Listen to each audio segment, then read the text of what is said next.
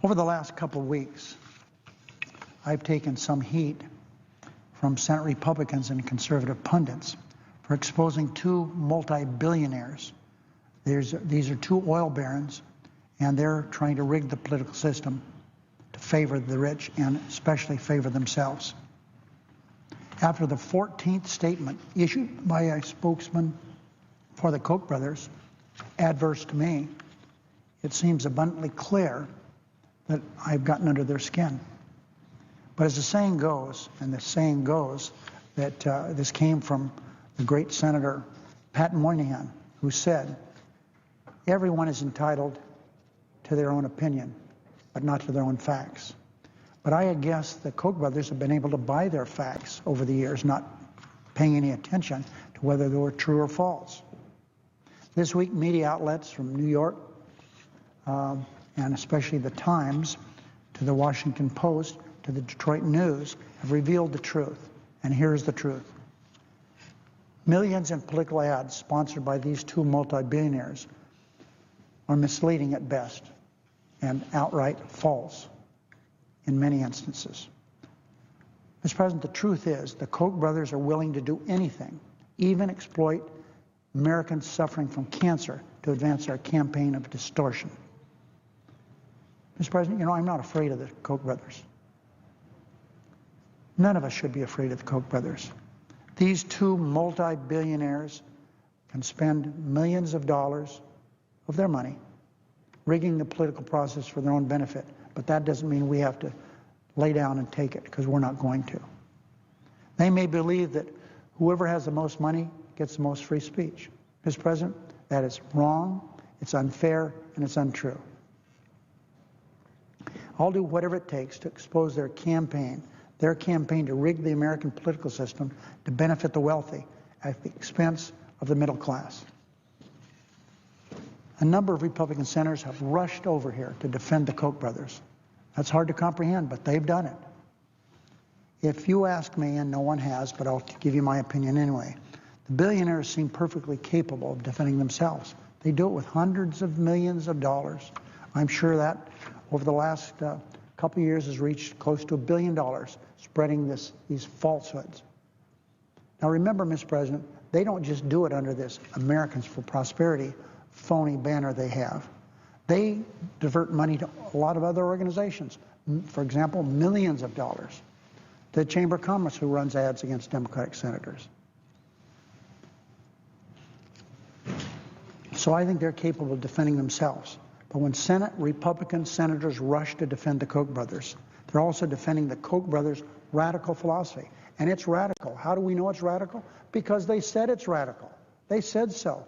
I'm not making those words up. They said, one of the brothers kept harping on the fact that he has a radical philosophy.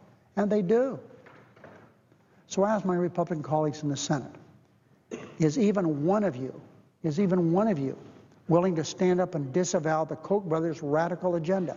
It's radical. It's radical because they say it's radical, and it is radical. All you have to do is look at it. Will Senate Republicans reject the Koch brothers' radical plan to privatize Social Security? Will they come here and reject the Koch brothers' radical plan to end Medicare as we know it? Will Senate Republicans reject the Koch brothers' radical plan to end the guarantee of affordable, quality health care and put insurance companies back in charge so tens of millions of Americans are again one heart attack or car accident away from bankruptcy?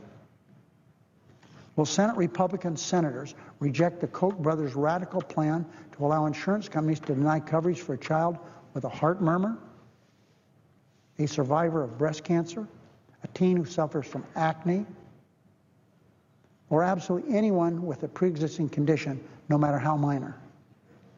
Will Senate Republicans reject the Koch brothers' radical plan to eliminate minimum wage laws and workplace safety standards? That's what the Koch brothers want. Will Senate Republican senators reject the Koch brothers' radical plan to decimate Americans' public education system? That's what they want. Will Senate Republicans reject the Koch brothers' radical plan to roll back environmental safeguards and give themselves the unfettered right to pollute our air and water? We have to, Mr. President, look out for our children, our grandchildren, having pure water to drink, good air to breathe? Not with the Koch brothers. That isn't what they want. Will Senate Republicans reject the Koch brothers' radical plan to give more tax breaks to the richest of the rich, to profitable oil companies, corporations that ship jobs overseas, and billionaires who pay lower taxes than their secretaries? Not one Republican stepped forward, so obviously they must agree with the Koch brothers' radical philosophy. Republicans are willing to defend the Koch brothers on the floor of this Senate. But are they willing to defend the Koch brothers' radical agenda as well?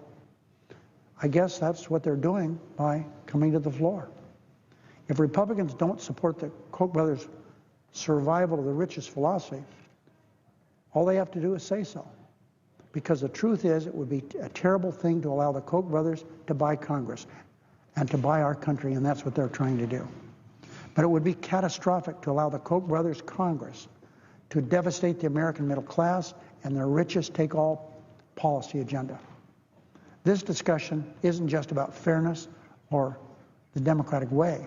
This discussion isn't just about the inherent danger in allowing two multi-billionaire oil barons to buy America's political system. This is also about how these two multi-billionaires would use their political system once they bought it and how they would abuse it in order to add zeros to the bottom line while hurting middle-class families.